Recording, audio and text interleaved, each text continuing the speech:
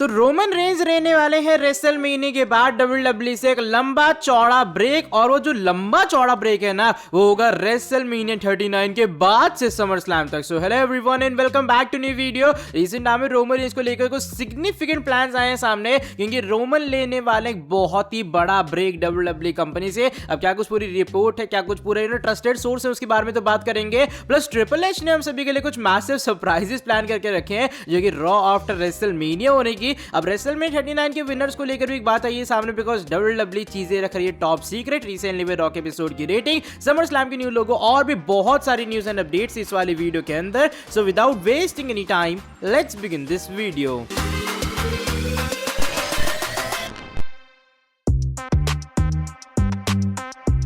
अब देखो, पहले जो मैं वीडियो है उसको शुरू ही करने वाला हूं इसी अपडेट के साथ में, जो कि इस बार समर स्लैम 2023 के न्यू लोगो के बारे में जुड़ी है। रिसेंट टाइम में जो समर स्लैम का न्यू लोगो है फाइनली रिवील होता हुआ नजर आया। जो समर स्लैम का न्यू लोगो है वो एक्चुअल में हमें पुरानी वाली वाइब देता हुआ नजर आ रहा है। टू बी ऑनेस्ट वो मुझे तो दे रहा है। जो न्यू लोगो आया सामने वो लोगो आप लोग देख पा रहे होंगे, लिखा है समर स्लैम डिट्रॉइट के अंदर। और वैसे कुछ डब्ल्यूडब्ल्यूई ने, मुझे ऐसा लग रहा है, पुराने अंदाज में जो लोगो वगैरह है उसको डिजाइन या फिर बनाने का ट्राई किया, जो कि मेरे अकॉर्डिंग एक अच्छी खासी चॉइस है डब्ल्यूडब्ल्यूई की। और बताते हैं हल्की जो थीम है वो इस साल डिफरेंट भी होने वाली है। वैसे जनरली थीम क्या होती है, येलो और ऑरेंज वाली, लेकिन लग रहा है इस साल जो समर स्लैम की थीम है वो हल्की सी क्लासिक के अंदर होगी। और कैसा लगा इस समर स्लैम का न्यू लोगो, मुझे थोड़ी पुरानी वाइब दे रहा है, इसलिए अच्छा खासा लोगो है। अपना ओपिनियन जरूर शेयर करना कमेंट सेक्शन के अंदर। अब जो नेक्स्ट अपडेट है वो रिसेंटली में मंडे नाइट रॉ के एपिसोड की रेटिंग्स या फिर कह लो व्यूवरशिप के बारे में जुड़ी है। रिसेंटली वो जो रॉ का एडिशन था, शो पर काफी सारी चीजें होती हैं। इवन शो पर हमारे ट्राइबल चीफ रोमन रेंज भी थे, लेकिन रिसेंटली जो एपिसोड की रॉ की रेटिंग्स आई है उसमें हल्का सा उछाल भी आ चुका है। इसके कारण रिसेंटली रॉ की जो एवरेज व्यूवरशिप आई है वो आई है 1.771 million viewers,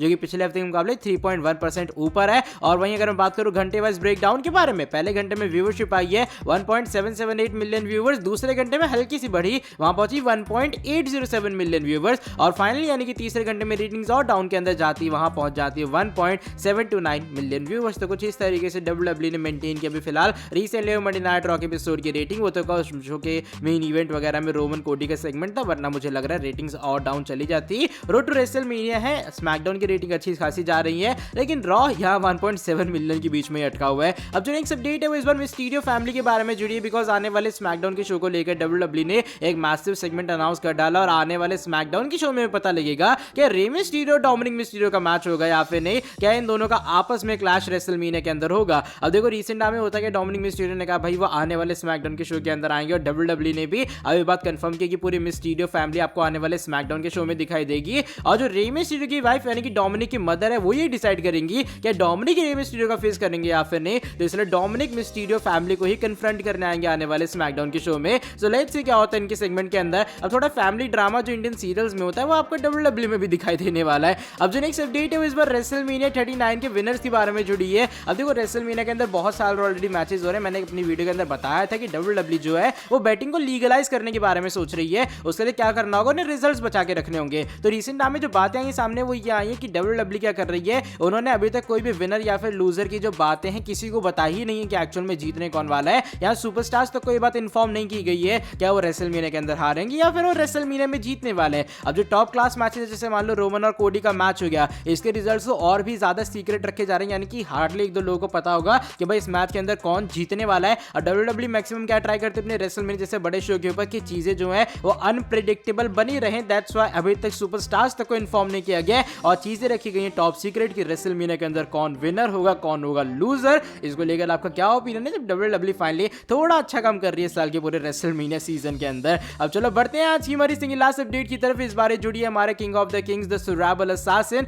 the game triple H के बारे में। अब ऑफ कोर्स रेसलमेनिया की नाइट 1 एंड नाइट 2 दोनों के दोनों डब्ल्यूडब्ल्यूई के लिए काफी बड़े शो होते हैं, लेकिन जो रॉ आफ्टर रेसलमेनिया होता है वो भी डब्ल्यूडब्ल्यूई के लिए एक्चुअल में एक बहुत मैसिव या फिर बड़ा शो माना जाता है। और रिसेंट टाइम में कुछ अपडेट्स आई हैं सामने और बताया जा रहा है कि डब्ल्यूडब्ल्यूई ने हम सभी के लिए या फिर ट्रिपल एच ने हम सभी के लिए कुछ मैसिव सरप्राइजेस प्लान करके रखे हैं रॉ आफ्टर रेसलमेनिया के लिए। अब इसके अंदर काफी सारी चीजें हो सकती हैं। देखो RK Bro already rumoured appear होंगे, बहुत से लोगों का मानना है कि जे वाइट का फाइनली डेब्यू होने वाला है। बाकी बिगी वगैरह की भी जो सरप्राइज है वो आपको इस वाले रॉ आफ्टर रेसलमेनिया एडिशन के अंदर दिखाई देगी। अब देखो आरके ब्रो तो चलो रूमर्ड भी है, लेकिन अगर जे वाइट अपीयर होते हैं मैं उसे एक्चुअल में एक रॉ आफ्टर रेसलमेनिया वाला सरप्राइज कहूंगा। देखते बाकी क्या कुछ ट्रिपल एच ने प्लान किया, लेकिन हाँ प्लान्स तो काफी बड़े बताए जा रहे हैं। अब चलो बढ़ते हैं आज की हमारी नेक्स्ट एंड फाइनल स्टोरी की तरफ, और इस बार ये हमारे अनडिस्प्यूटेड चैंपियन यानी कि रोमन रेंस के बारे में जुड़ी है। बिकॉज रिसेंट टाइम में एक बहुत बड़ी अपडेट आई है सामने और बताया ये जा रहा है कि जो रोमन रेंस है वो WWE से लेंगे एक लंबा चौड़ा ब्रेक,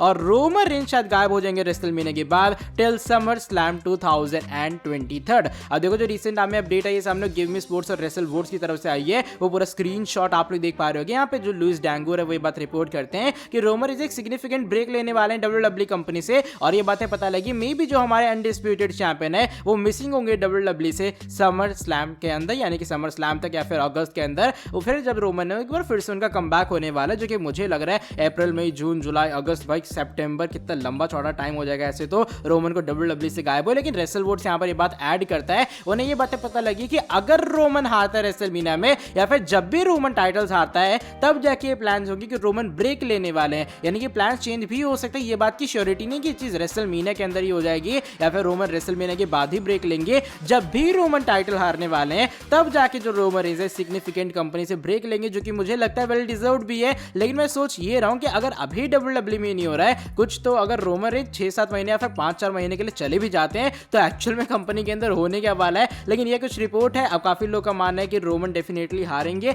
लेकिन मुझे लगता नहीं कि इसका मतलब ये कि रोमन हारने वाले हैं। मे बी प्लान चेंज हो सकते हैं और मे बी रोमन रिटेन करके भी WWE से गायब हो सकते हैं। बाय द वे आज की वाली वीडियो बस यहीं तक थी। अगर ये वाली वीडियो पसंद आई है फटाफट से इस वाली वीडियो को नीचे लाइक कर देना। साथ ही में जो लोग चैनल के ऊपर न्यू है सब्सक्राइब नहीं किया सब्सक्राइब करो चैनल को, बेल नोटिफिकेशन को करना ऑन। मिलता हूं आपसे आके नेक्स्ट वीडियो के अंदर बहुत ही ज्यादा जल्दी। Till then bye bye, take care.